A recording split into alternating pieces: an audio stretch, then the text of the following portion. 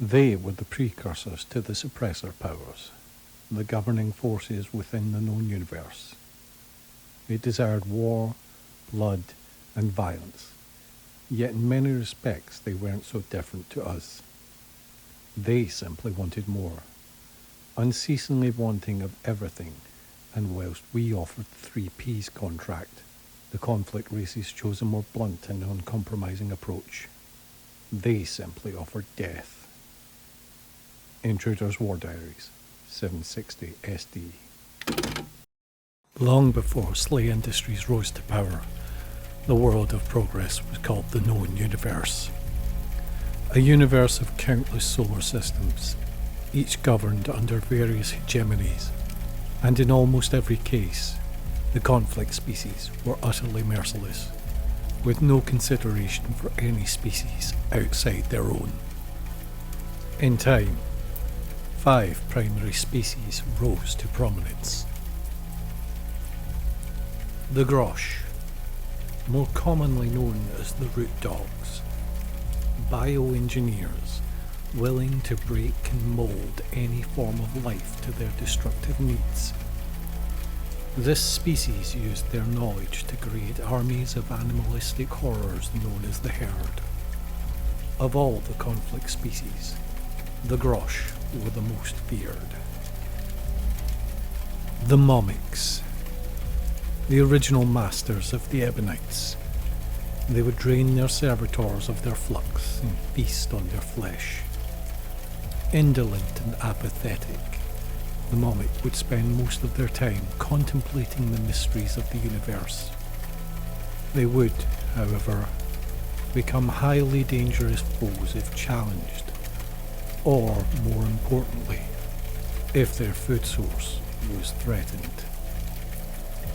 The Thalassians, the original creators of the combat armors used by the Thresher Consortium. The Thalassians revelled in combat and war, with strains of their species being focused on the design of weapons and armor.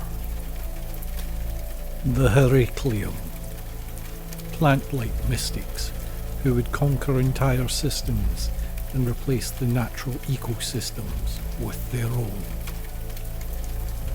The Krell, an especially brutal and militaristic species. A matriarchal society, all leadership roles belong to the Krella, their male counterparts having become rabid and psychotic over the centuries due to the genetic manipulations of the Grosh.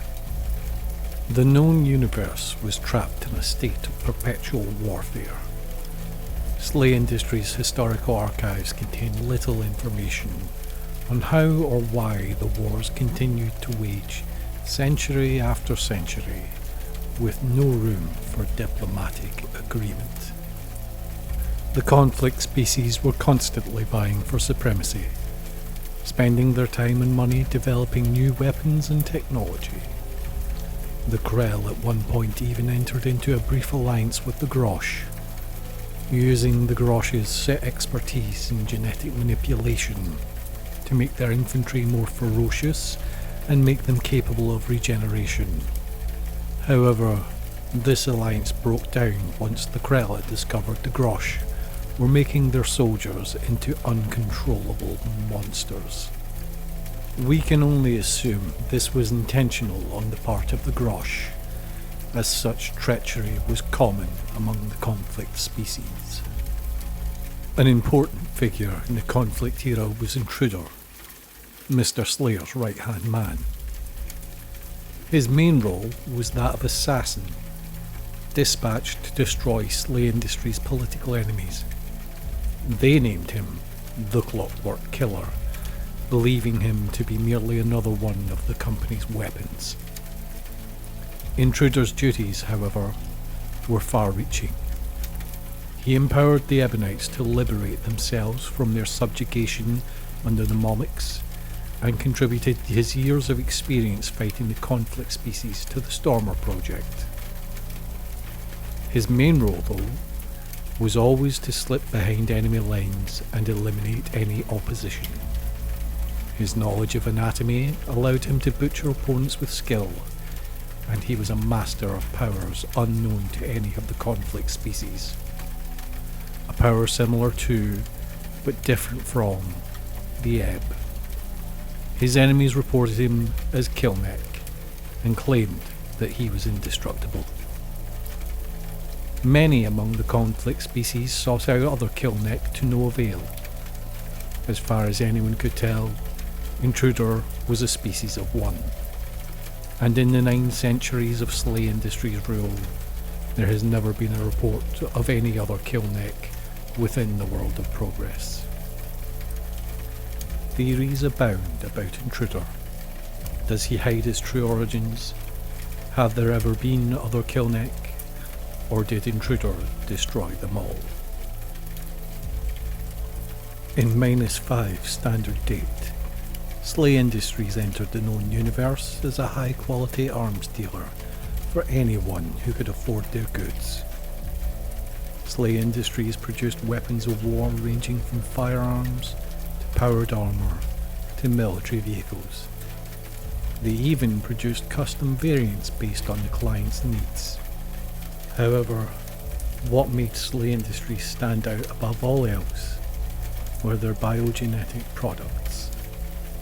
Their most popular item was the Stormer, a bioengineered soldier, the first variant of which was the 313 Malice, a 2.7 metre tall slab of muscle gifted with extraordinary strength, speed and savagery.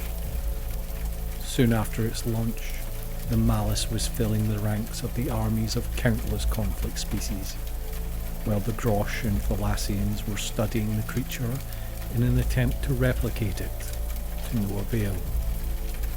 The Krell and the Momics, however, refused to buy into the Stormer program, remaining bitter enemies of SLA Industries.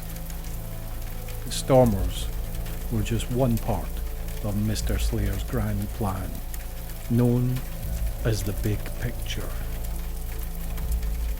Once SLA Industries had made the conflict species reliant on their technology, they began to spread rumours about the company's plans and weaknesses, intended to prompt attacks on the planet Jeth, SLA Industries' base of operations. Stormers turned on their masters, guidance systems malfunctioned, and weapons systems shut down as each of the conflict species fell victim to the Big Picture.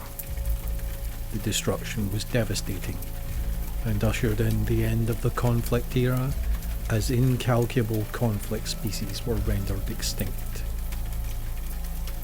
The last great battle of this era would be fought in the central outskirts of Mort City, known today as Caribou Sector 1. The haunted, ancient masters of the Momic species would use a crude and primitive method of reality folding to strike at the heart of SLA Industries.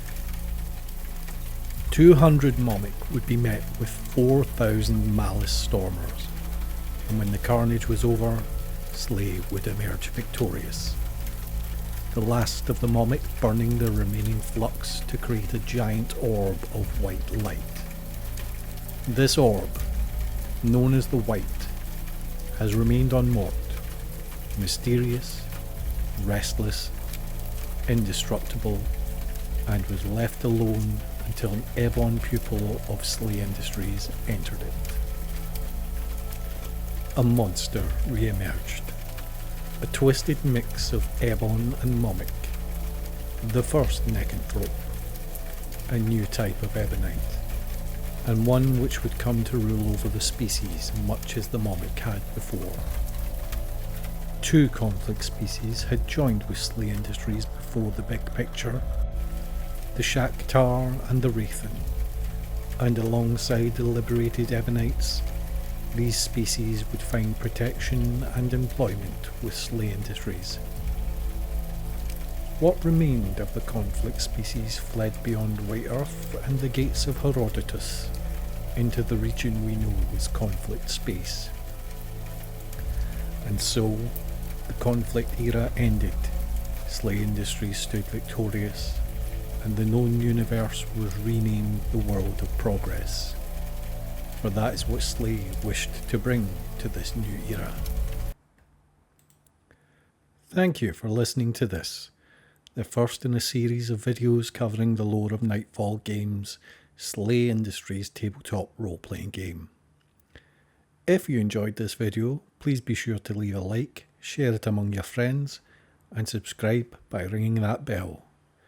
If there are any other aspects of this setting you would like me to cover, please let me know, and I'll be sure to, at some point, make a video about it.